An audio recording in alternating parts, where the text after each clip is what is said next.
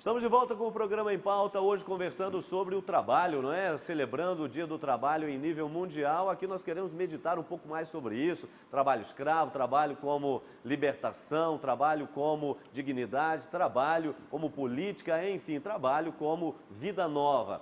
E aqui no segundo bloco, claro, na nossa estante, sempre um oferecimento para você que está nos acompanhando de algum material que lhe ajude a tomar consciência de tudo isso que estamos conversando. Em primeiro lugar aqui para você, do Dr. Manuel que está conosco, professor Manuel Inácio, conflito nas relações de consumo e a indústria do dano moral, com ênfase em bancos de dados cadastrais do SPCs, não é? Já está aí na sua segunda edição. O que o senhor colocou aqui nesse livro, doutor, por favor, às pessoas, de modo que elas possam, então, tomar consciência do que até então não tinham tomado? Sim, esse livro eu estou falando sobre os principais conflitos no dia a dia entre o empresário e o consumidor.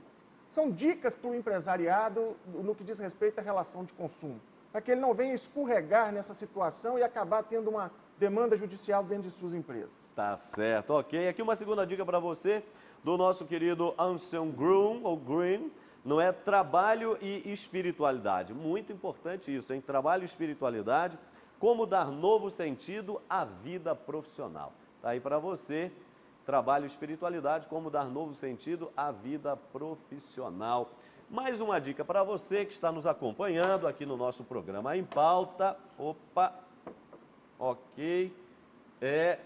Do Jorge Machado, Lúcia Sorato e Vanderlei Couto, são os organizadores. Saúde e Trabalho no Brasil, uma revolução silenciosa.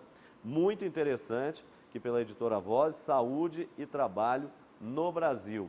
Uma revolução silenciosa, porque você sabe que a saúde está intimamente ligada ao trabalho, não é? Dependendo do trabalho, a sua saúde pode ser beneficiada ou não. Então, aqui algumas dicas, depois nós vamos sempre passando para você outras dicas e, claro, se você quiser mandar para a gente um e-mail, aproveita em pauta@cançãonova.com, em pauta@cançãonova.com e mande mesmo, sugerindo temas que você queira ver debatido aqui no nosso programa ou até mesmo colaborando também a partir das reflexões que são feitas aqui, tá certo? Então manda pra gente, em pauta@cançãonova.com. Nós falávamos ao final do primeiro bloco sobre algumas causas nesse tocante ao trabalho escravo. O doutor Manuel chamava a atenção dessa questão do analfabetismo, que sem sombra de dúvidas não permite a pessoa pensar, se conscientizar, às vezes, do trabalho que está sendo realizado, e trabalho esse que, dependendo de quem emprega, de quem está à frente, pode ter características de trabalho escravo, e aí os números já apontados por ele no primeiro bloco são bastante assustadores ainda em termos de Brasil. Mas, Frei Antônio Moser, que outras causas nós poderíamos também elencar para concorrer aí ao trabalho escravo? Olha, eu gostaria de voltar a essa primeira causa que foi indicada pelo Dr. Manuel, que é o analfabetismo. Porque tem muita gente que diz, não, mas hoje nós temos mais de 40 milhões de analfabetos no Brasil. Ah, mas sabe ler? Não, sabe fazer assim, não é? Fazer assim, hoje digitar talvez o número do candidato e ponto final. Existe o que se chama analfabetismo funcional, em que a pessoa gagueja qualquer coisa ou lê e não compreende o que está lendo. Então, essa pessoa, claro, vai fazer um contrato de trabalho, nem sabe o que está assinando, não é? O que está, digamos assim, assumindo. Isso é uma causa que, para mim, é decisiva. E hoje, felizmente, está aparecendo EJA, ou seja, educação, não é? De jovens e adultos, alfabetização de jovens e adultos, mas mais numa linha também de educação e não apenas alfabetização. Outra causa, eu diria o seguinte, nós vivemos um momento no Brasil que para mim é muito positivo sobre muitos aspectos, mas negativo sobre outros. Como diretor da editora Voz, eu estou satisfeito, mas olhando objetivamente, não. Ora, nós não temos mais os corpos intermediários, ou seja, vamos falar claro, não é? Associação de moradores, ou então no caso, sindicatos, mas sindicatos que funcionem, que não sejam pelegos, que não sejam, digamos assim, como que monitorados ou então instrumentalizados, mas sindicatos sérios, que pensam junto com os patrões, junto com os donos de uma empresa, o que será melhor, vamos dialogar, ou mesmo fazer exigência. E perdeu-se isso. Então, é uma das causas do trabalho escravo. Eles não têm mais mecanismos para dizer, ô patrão, vem cá, o sindicato se reuniu aqui, vamos querer uma conversa séria, né? O que a gente pode melhorar? Sim. O diálogo, E né? Frei Moser, vale lembrar que quando a gente está falando da questão do analfabetismo, esse trabalhador que sequer sabe ler e escrever, ele não vai conseguir uma qualificação profissional, ele não vai conseguir fazer um curso de inglês, um curso de informática, e com isso o mercado de trabalho não vai absorver essa pessoa. Será uma pessoa desempregada ou sujeita a esse tipo de mazela. E aí o senhor já deu outra dica. Existe também uma espécie de semi-escravidão no trabalho, mesmo intelectual. Não é só o trabalho manual, o trabalho numa máquina, não é? Mas o trabalho intelectual. Quer dizer, você não tem incentivo para esse trabalho intelectual. Não é? E com isso, um professor, por exemplo, trabalha, labuta, mas qual é o incentivo? Cada vez menos gente quer ser professor ou professora, porque tem que enfrentar não mais as serpentes, não é? Quando Adão e Eva saíram do paraíso, né? Não mais a serpente, mas enfrentar, eu diria, estudantes, crianças, às vezes, que estão, assim, já muito, eu diria, agressivas. Muito bem, isso também é uma escravidão. Não tem o amparo, não é? Não tem o amparo, não tem o incentivo. Então, eu acho que uma porção de causas passam por aí. Tá certo. Olha, nós vamos verificar essa questão do governo, é muito interessante isso daí. Quando os agenciadores, ou seja, aquelas pessoas que contratam organizações ou em termos até de país, contratam trabalhadores não simplesmente aqui analfabetos, mas intelectuais, capacitados, e esses mesmos são privados de alguns direitos bastante fundamentais. Como é que fica essa situação? Antes, porém, vamos aqui às ruas e perguntamos às pessoas que estão nos acompanhando, o que você acha, ou melhor, você acha que o homem se tornou escravo do trabalho, mas tem aí os dois sentidos da palavra, né? Você acha que o homem se tornou escravo do trabalho, tanto por um lado porque quer, quanto por outro porque tem muito trabalho? Vamos ver mais ou menos nesse trocadilho aí o que as pessoas responderam. Acho que sim, cara. Acho que hoje em dia as pessoas vivem pro trabalho e o trabalho é mais do que parte da vida das pessoas. As pessoas vivem para trabalhar. Não, acho que é normal trabalhar, faz parte da vida. De uma certa maneira, sim. Porque hoje em dia a gente trabalha pensando no futuro. Tudo que você quiser construir, você tem que trabalhar. Então, creio que isso é uma forma de escravidão do trabalho. Não acho não. É necessário, né, o trabalho para todo mundo. Tudo tem levado a isso, né? A competitividade, o mundo globalizado de hoje tem levado as pessoas a ficarem escravos do trabalho, a querer mais coisas, a ganhar mais coisas. E isso torna a pessoa escrava. Doutor, tem uma coisa aqui interessante que eu gostaria que eu falei que era um trocadilho aí, porque de fato mas tem uma dupla pegadinha. Porque você tem, por um lado, as pessoas escravas do trabalho, na linha do que os nossos amigos foram falando, porque elas ganham pouco e precisam ter vários trabalhos para sobreviver nessa sociedade onde tudo está um absurdo, tudo é muito caro, tudo é muito exigente, qualquer coisa se paga, nada é gratuito. Então ela tem que virar um verdadeiro escravo, vários trabalhos. Esse é um ponto. Já existem aquelas outras pessoas que na prática não precisariam ter vários trabalhos, mas o têm porque não conseguem se desvencilhar, quer dizer, são verdadeiros escravos do trabalho. Não pela falta do dinheiro em si, mas porque já entraram quase que num mecanismo, né? Como é que o senhor verifica isso? Vale colocar um apontamento que quando nós falamos da pessoa trabalhar demais, por si só não é considerado um trabalho escravo. O trabalho escravo vai muito além, quando a gente fala de uma situação de aviltamento aos direitos humanos. Né? Então, o fato de trabalhar demais, querer adquirir as coisas, tem até uma expressão que fala que a pessoa é workaholic, né? A pessoa que é viciada em trabalho. Hoje em dia nós temos esse tipo de situação. Sem dúvida. E por outro lado, nós temos também aquelas pessoas que gostam de viver no ostracismo, né? E não quer saber de trabalho, não quer saber de nada. Então, é uma contradição que realmente existe. Tá certo. Frei Moser, e aí? Porque nesse mesmo ponto, o trabalho como dignidade, o trabalho como liberdade, o trabalho como realmente aquilo que o ser humano mais almeja, ou seja, se torna dono de si, do seu ambiente, etc. Até que ponto isso faz mal ou faz bem também? Veja bem, eu acho que toda pessoa tem que ser educada para o trabalho. Já começa por aí. Hoje, não, criança não pode fazer nada, nem cuidar da sua roupinha, nem fazer a sua cama, não é? Não, porque eu acho que já é uma deseducação. Deveria mostrar como é bonito quando a criança cuida das suas coisas, seus brinquedos, deixa tudo no lugar, não é? Por que não? Pega uma vassoura, também não mata ninguém. Não, não pode, criança não pode trabalhar. Eu acho muito negativo. Uma outra coisa é impor à criança um trabalho próprio do adulto, evidentemente.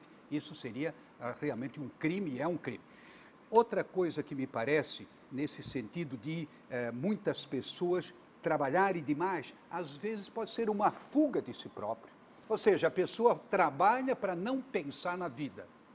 Né? Quando, para trabalhar, aquele livro do Anselm Grün sobre a espiritualidade do trabalho, extraordinário, Voz só publica coisas boas, né?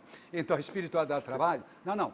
Você, digamos assim, tem que ter o tempo necessário para refletir, para orar, para meditar, não é? Então você pode se dedicar melhor ao trabalho.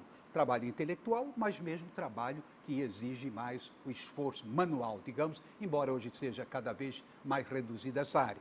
Então temos aí que ter presente essa necessidade de uma educação. Olha, o trabalho não é uma maldição.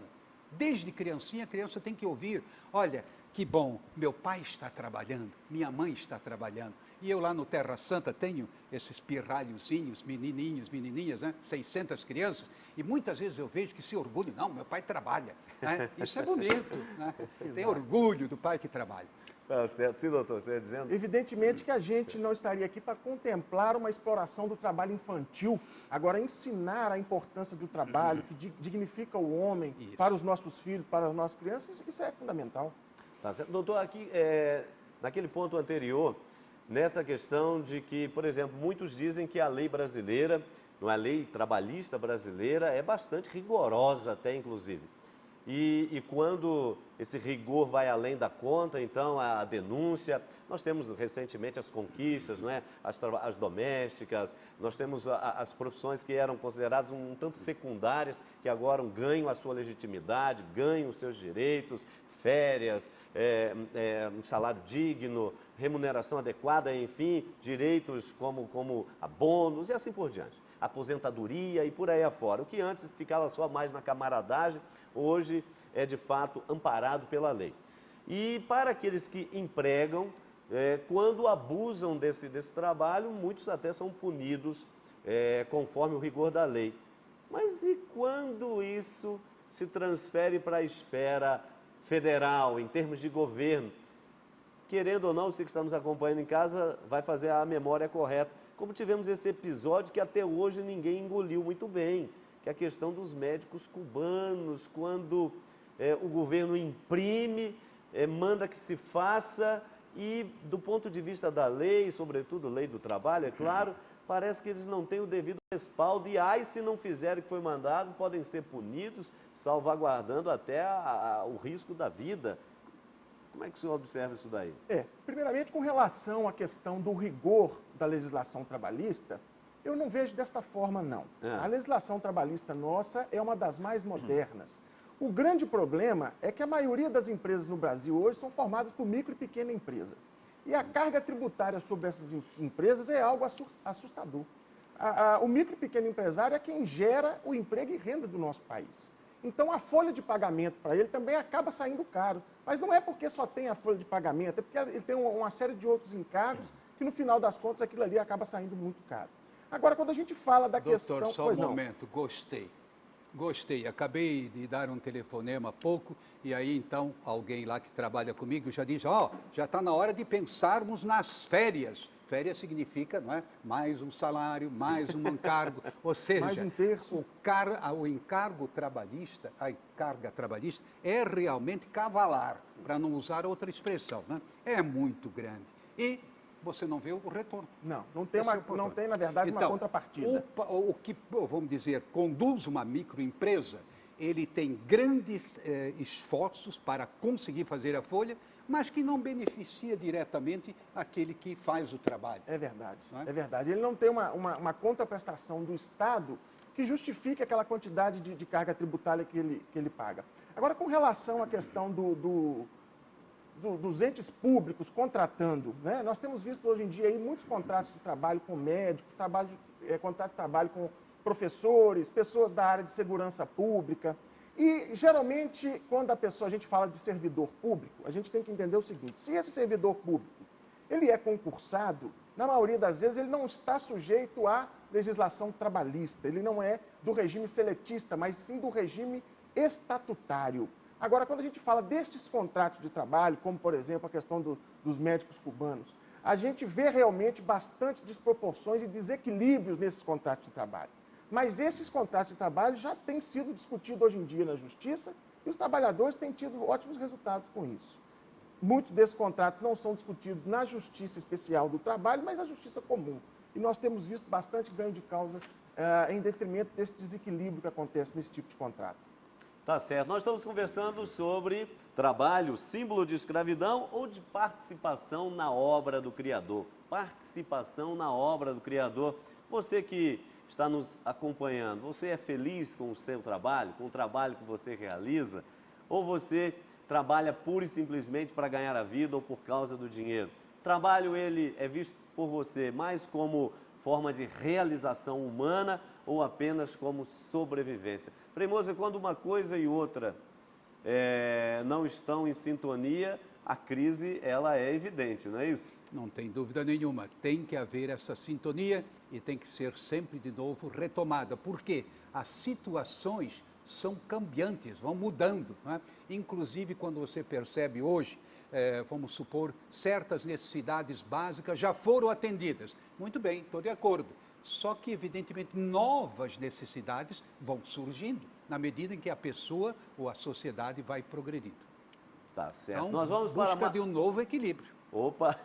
Nós vamos para mais um intervalo e você não saia daí não, porque já já estaremos de volta e ainda vamos conversar sobre essa política de trabalho e política assistencialista, muitas delas aqui no nosso Brasil, mas depois também alguns outros elementos mais interessantes em relação ao trabalho, como, por exemplo, o trabalho como educação, educação para a vida, educação para a vida adulta, o trabalho como colaboração para que tenhamos um mundo melhor. Tem muita coisa ainda para a gente conversar, mas isso no nosso terceiro e último bloco. Voltamos já já.